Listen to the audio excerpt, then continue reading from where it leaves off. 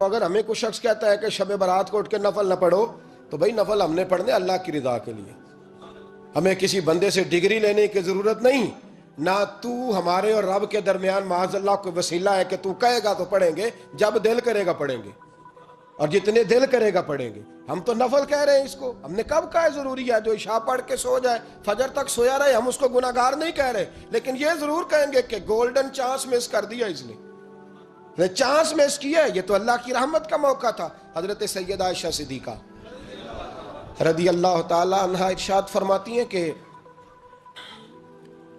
شعبان کی 15ویں رات تھی، یعنی شب برات کی رات۔ فرماتی ہیں شعبان کی 15ویں رات تھی، میں نے اچانک نظر ڈالی تو حضور میرے بستر میں تھے، پھر میری نظر پڑی تو حضور نہیں تھے۔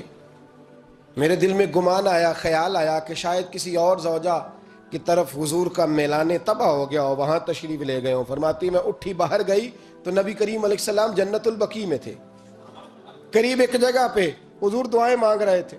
فرماتے میں گیا تو حضور فرمانے لگے ابو بکر کی بیٹی تو نے کیا گمان کیا کہ اللہ کا رسول تیری حق تلفی کرے گا؟ عرض کی حضور آپ مالک ہیں، کہیں اور جانا چاہیں تو میری طرف سے پابندی نہیں۔ کہتی ہے وہاں کھڑے کھڑے میرے رسول کریم نے بیان فرمایا، یہ ترمذی کے لفظ ہیں، حضور نے فرمایا عائشہ یہ شعبان کی 15ویں رات ہے، مدینے میں سب سے زیادہ بکریاں بنو کلب کا قبیلہ پالتا تھا۔ فرمایا آج کی رات بنو کلب کے قبیلے کی بکریوں کی تعداد کے مطابق اللہ میری امت کے لوگوں کی بخشی فرما دے گا۔ یہ وہ رات ہے۔ جناب عائشہ صدیقہ رضی اللہ تعالیٰ عنہ نے بات رات کو سنی تنہائی میں نبی پاک سے، رات کو تنہائی میں حضور سے سنی، سویرے جناب عائشہ نے کل امت کو بتائی۔ اگر یہ بات اہمیت والی نہ ہوتی تو بی بی صاحبہ آگے روایت کرتی، یہ کتابوں میں آتی، یہ لوگوں کو بتاتی۔ حضرت عائشہ نے روایت کیا اور مولا علی شیر خدا نے تو کھل کے کہا، ابن ماجہ میں حضرت علی سے پیار کرنے والوں کے لیے الگ عنوان، مولا علی نے کھل کے فرمایا شعبان کی 15ویں رات کو رات عبادت کرنا اور سویرے روزہ رکھنا۔ حضرت علی کے لفظ بائی نہیں سیاستہ میں، رات کو روز عبادت کرنا، دن کو روزہ رکھنا۔ ویسے تو رب کریم ہر روز تہجد کے وقت پہلے آسمان پر نزول اجلال فرماتا ہے اور لوگوں کو فرماتا ہے کوئی بخشش مانگنے والا؟ اور فرمایا ہر روز تہجد کے وقت یہ اعلان ہوتا ہے، پر شب برات کو نا شروع رات سے یہ اعلان شروع ہو جاتا ہے۔ ادھر دیکھو میری طرف، مغرب سے اعلان شروع ہو جائے گا۔ اللہ کرے آپ کو سمجھ آئے، اللہ کرے آپ کو، اور بھائی یہاں بار لوٹ سیل لگ جائے، یہاں ابھی سیل لگ جائے، 5000 والا جوڑا 1500 میں تو رش ختم ہوگا۔ اور بھائی اگر یہ لگ جائے، چلو یہ تو دور کی بات ہے نا، ہم تو لنگر والے لوگ ہیں، اگر لنگر کا اعلان ہو جائے کہ بڑا تگڑا ہے، بڑا تگڑا، ہمارے ہاں تو شادی کی روٹی کھلتی ہے تو لوگ آخری روٹی سمجھ کے کھاتے ہیں، تو شاید اللہ ماشاءاللہ یہ آخری ہے، اس کے بعد نہ ملے گی۔ جب اعلان ہوتا ہے اور دعوت ہوتی ہے کہ کھلا ہے جی کھاؤ، کیا حشر ہوتا ہے، کیا انداز ہے۔ مولا علی شیر خدا حدیث روایت کرتے ہیں، رنگ کیا ہے؟ فرمایا باقی راتوں میں نا تھوڑا سا پیکج ہوتا ہے، تھوڑا سا، آخری حصے میں رات کے شب برات کو نا رات چڑھتے ہی اللہ پہلے آسمان پر جو اس کی شان کے لائق ہے نزول جلال فرماتا ہے، اور پہلا جملہ یہ فرماتا ہے کوئی معافی مانگنے والا؟ اللہ کرے آپ کو سمجھ آئے، یعنی معافی دینے والا کہہ رہا ہے چلو آؤ ادھر آؤ، ذرا معافی مانگو، میں معاف کرنے آیا ہوں، مانگو معافی۔ ہے کوئی معافی مانگنے والا؟ معاف کر دیں گے۔ اور آپ فرماتے ہیں ہے کوئی رزق مانگنے والا؟ وہ جو بڑی درخواستیں دیتے پھرتے ہیں نا مختلف اداروں میں، وہ ایک درخواست نا کل شب برات والی رات بھی دیں۔ اللہ کرے آپ کو سمجھ آئے۔ وہ جو کہتے ہیں نا بڑی بڑی کمپنیوں میں نے اپلیکیشن جمع کرائی ہے تو کہیں کام نہیں بن رہا تو نسخہ دے رہا ہوں، ایک اپلیکیشن کل رات بھی جمع کراؤ انشاءاللہ کام بن جائے گا۔ اور میں نہیں کہہ رہا، مولا علی شیر خدا فرما رہے ہیں، اور وہ خود نہیں فرما رہے، وہ نبی پاک کا فرمان نقل کر رہے ہیں، اور وہ رسول اللہ صلی اللہ علیہ وسلم کی بات نہیں بیان کر رہے، وہ کہتے ہیں رب فرماتا ہے کوئی روزی مانگنے والا؟ سارے سیٹھوں، نوابوں، جاگیرداروں کے پاس جا جا کے تھک گئے ہو، ایک دن میرے کہنے پر، ایک رات، ایک دیہڑی ذرا شب برات والی لگا کے تو دیکھو، پر شرط یہ ہے کہ یقین کامل ہو، ارادہ یہ، مطلب اللہ معاف کرے، آپ نے ناراض نہیں ہونا، لیکن وہ ماحول اس طرح کا ہے کہ شب برات کو ایک دو ساتھی کو کہا رات کو عبادت کر کہتے جی وہ تو ٹھیک ہے پر سویرے چھٹی نہیں، کام کرنا ہے. یعنی رب کہہ رہا ہے کہ تو آ جا شب برات کی رات، جو مانگے گا وہ تجھے، لیکن یہ ادھر نہیں توجہ کر رہا. یہ کہتا ہے سویرے 10 بجے دکان نہ کھلی تو مشکل ہو جائے گی، دفتر نہ گیا تو حالات آپ دیکھیں ذرا. اب جب یقین اس طرح کا ہو تو پھر تو بھائی ساری زندگی اداروں میں درخواستیں دینی ہے. پھر آپ جیسا آپ کا مزاج ہوگا، اللہ تعالیٰ تو بندے کے گمان کے قریب ہے. تو میرے رسول پاک علیہ السلام نے ہمیں یہ میسج دیا، پیغام دیا، فرمایا اس رات جو اولاد مانگے گا رب اسے بھی عطا فرمائے گا. اس رات جو اللہ سے بخشش مانگے گا اللہ اسے بھی دے گا. اس رات جو رب کریم سے عزت مانگے گا اللہ اسے بھی عطا کرے گا. شارحین نے لکھا اس رات جو رب سے پردہ پوشی مانگے گا اللہ اسے پردہ پوشی بھی عطا کرے گا. جو جنت کا سوالی ہوگا رب اپنے فضل سے عطا فرمائے گا. کوشش فرمائے، کوشش فرمائے. 10 محرم کو ہمارے ہاں لوگ جاتے ہیں قبرستان، وہ کسی حدیث سے ثابت نہیں، میں منع نہیں کر رہا، جائیں 9 محرم کو جائیں، 10 کو جائیں، 11 کو جائیں، 8 کو جائیں، سفر میں جائیں، ربیع الاول میں جائیں، قبرستان میں جب بھی جائیں منع نہیں ہے. لیکن شب برات والی رات تو خود رسول کریم گئے ہیں نا قبرستان. اب جو بات میں نے سمجھانی ہے اس کو سمجھیں. نبی پاک کی والدہ کا مزار نہیں ہے وہاں جنت البقیع میں. حضور کے کو بھائی بہن، حضور کیا کرنے گئے؟ امت کی بخشش کے لیے گئے. شب برات کی رات لالچی نہ بنے کہ صرف میں نے اپنے لیے روزی مانگنی ہے، کل امت کے لیے مانگے رب کریم سے. مانگے اپنے بھائی کے لیے، مانگے اپنی بہن کے لیے، مانگے اپنے بیٹے کے لیے، مانگے اپنی بیٹی کے لیے، مانگے اللہ کریم سے. یہ مانگنے کی رات ہے. پچھلی راتی رحمت رب دی کرے بلند آوازہ، بخشش منگن وارے کارن کھلا جے دروازہ. آئیں اللہ کی بارگاہ میں اس رات کو کھل کے دعا مانگیں. قبرستانوں میں نا کچھ قبریں ایسی ہیں کہ جو بتاتی ہیں کہ سالوں بیت گئے ہیں کوئی آیا نہیں. کچھ قبریں بتاتی ہیں. اور کچھ بڑے قبرستان بڑے شہروں میں ایسے بھی ہیں کہ جن کا گورکن کہتا ہے کہ مجھے کمیٹی نے کہہ دیا ہے جہاں 4-5 سال کوئی نہ آئے وہاں نئی قبر بنا دیا کرو. وہاں نئی قبر بن جاتی ہے معاذ اللہ. او بھائی کچھ ہیں ایسے، کچھ ہیں. یہ جائیں نا اکبر بادشاہ یہاں لیٹا ہے لاہور میں، تو شعر لکھا ہوا ہے بر مزارے ماں غریباں نے گلے پروانہ سوزز نے صدائے بلبلے. فارسی کا مقولہ لکھا ہے اس کی قبر پہ، کہتا ہے میں وہ غریب ہوں. عالم بادشاہ ہے مقبرے میں لیٹا ہے، کہتا ہے میں وہ غریب ہوں کہ نہ یہاں کوئی پروانہ آتا ہے نہ بلبل آ کے گیت گاتی. کوئی آتا ہی نہیں، کوئی فاتحہ نہیں پڑھتا، کوئی فاتحہ نہیں پڑھتا.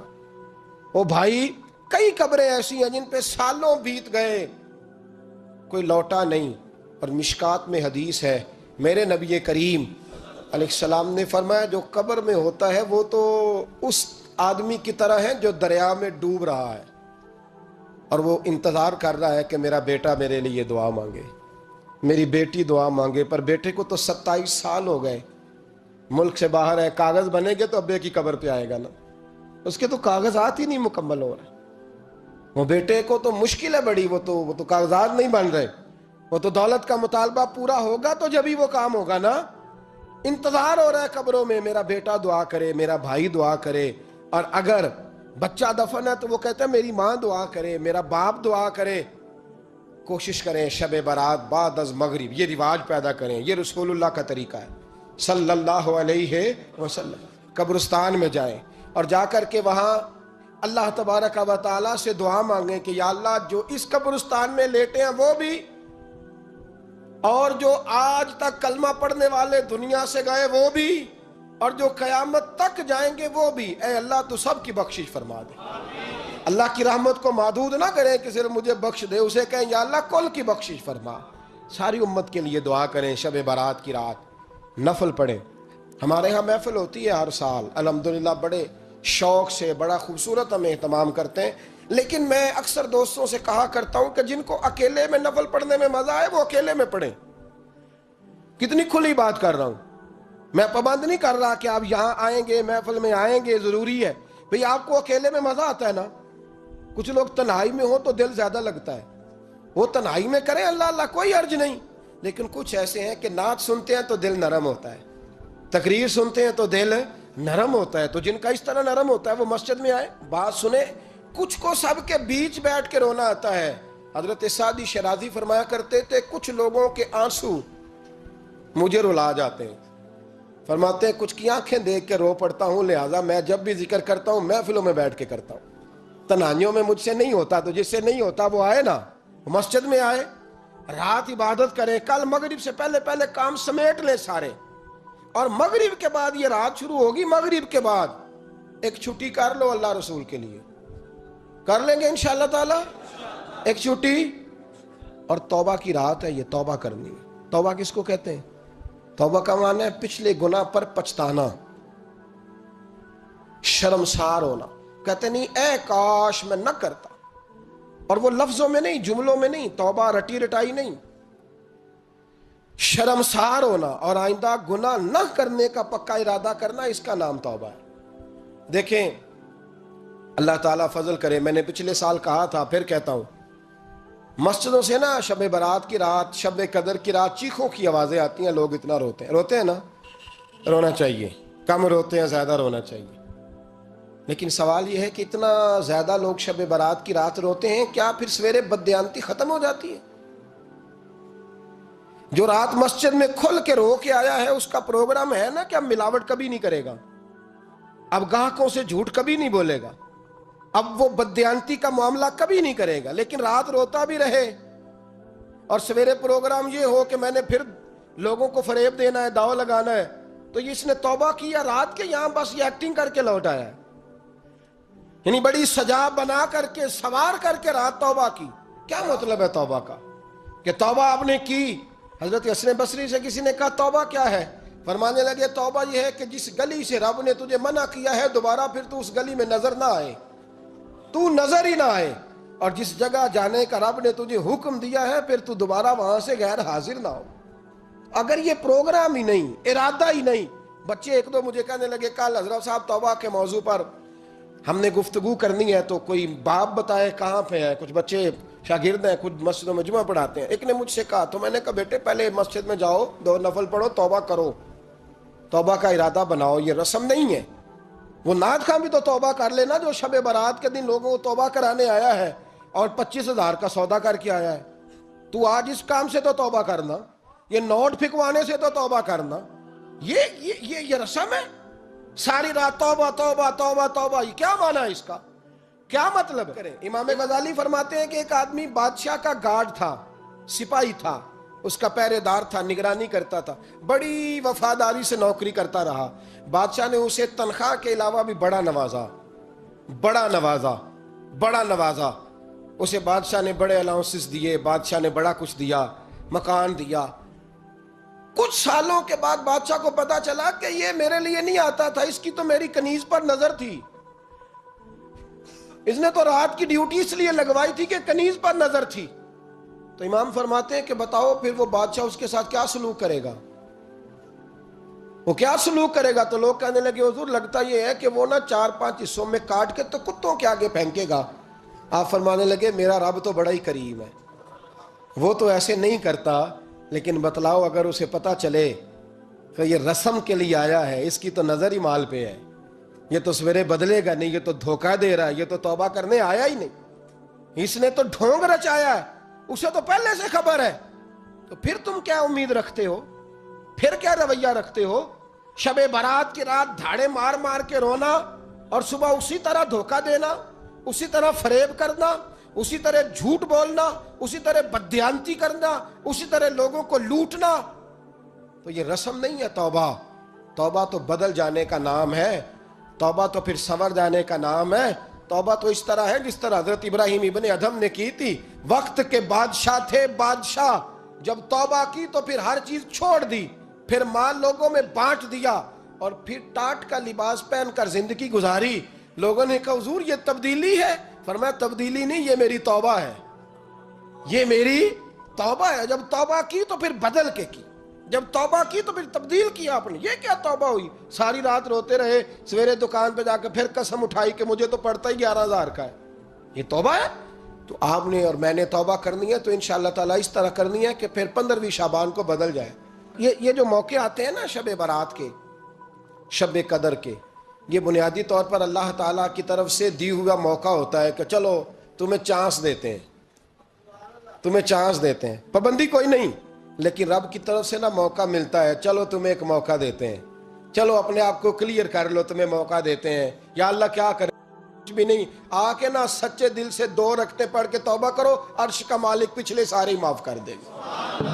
کچھ بھی نہیں، آؤ موقع ہے۔ ان لوگوں کی باتوں پہ نہ جائیں جو بلا وجہ پریشان کرتے ہیں، ہمیں بھی روز ہی سوال آتے ہیں، دل نہیں کرتا، کچھ باتیں ایسی ہیں جو کرنے کو طبیعت نہیں چاہتی، میں کروں گا بھی نہیں۔ لوگوں کو شب برات کا حوالہ بھی نہیں مل رہا، حالانکہ ترمذی شریف میں حدیث موجود ہے، صحاح ستہ کی روایت ہے، ترمذی میں موجود ہے۔ پہلے کہتے ہیں صحاح ستہ سے دکھاؤ، جب صحاح ستہ سے مل گئی تو آپ اور کدھر جانا ہے؟ اور ابن ماجہ میں موجود ہے مولا علی کی روایت، اور ذرا ترتیب دیکھیے گا، یہ ترمذی کی حدیث ہے، اور امام ترمذی نے تو پورا باب باندھا ہے 15ویں شعبان پر، پورا باب۔ اب تمہاری مرضی ہے، اگر تم نئی بات کو سمجھنا چاہتے۔ اور مجھے پتا کیوں یہ شب برات کیا لگتا ہے، مجھے کبھی کبھی یوں لگتا ہے کہ رب فرماتا ہے کہ رمضان سے 15 دن پہلے ہی پکی سچی توبہ کر لے، تیاری کر، پاک صاف ہو جا، تاکہ جب رمضان آئے نا تو پھر تجھے پاک ہونے کی ضرورت نہ پڑے، بس پھر تو آتا جائے اور میں تیرے اوپر رحمت نچھاور کرتا جاؤں۔ بس تو پہلے ہی تیاری کر، 15 دن پہلے ہی، 14 دن پہلے تیار ہو جا۔ کل رات اپنے آپ کو ذہنی طور پر تیار کریں، بچوں کو تیار کریں، گھروں کو تیار کریں۔ اب جب مہمان آتے ہیں نا بڑا کچھ کرتے ہیں، شب برات آئے تو مصلی ایک دفعہ دھویا کریں، ایک دفعہ مصلی دھویا کریں۔ فرش دھوتے ہیں نا، مہمانوں نے آنا ہے تو ایک کمرے کا فرش دھو کے صاف کریں کہ خواتین نے یہاں ساری رات نماز پڑھنی، یہ ارادے بنائیں۔ جس طرح آپ کہتے ہیں نا رات کو سفر کرنا ہے تو دوپہر میں تھوڑا آرام نہ کر لوں، تو کل دوپہر میں آرام کر لیں، تاکہ رات کو رب رب کرنا آسان ہو جائے، اللہ کی بارگاہ میں بیٹھنا آسان ہو جائے۔ مکمل طور پر ذہنی طور پر اپنے آپ کو تیار کریں۔ یہاں بھی محفل ہوگی انشاءاللہ، عشاء کے متصل بعد شروع ہو جائے گی، 12 بجے تک محفل چلے گی، پھر 12 بجے کے بعد نماز تسبیح پڑھی جائے گی، پھر 1 بجے پھر دوبارہ آپ کو اجازت دی جائے گی، کوئی انفرادی طور پر گھنٹہ سوا اپنی الگ سے کوئی عبادت کرنا چاہے تو وہ تب بھی ممکن ہو، جیسے آپ کو موقع بنے۔ میں کہہ چکا ہوں، لیکن وقت ضائع نہ کرنا، گولڈن چانس ہے، اس کو مس نہ کرنا، یہ شب نجات ہے، اس کے ضرور قریب جانا۔ رب کریم سمجھنے کی توفیق عطا فرمائے۔ آخر دعوایا ان الحمدللہ رب العالمین۔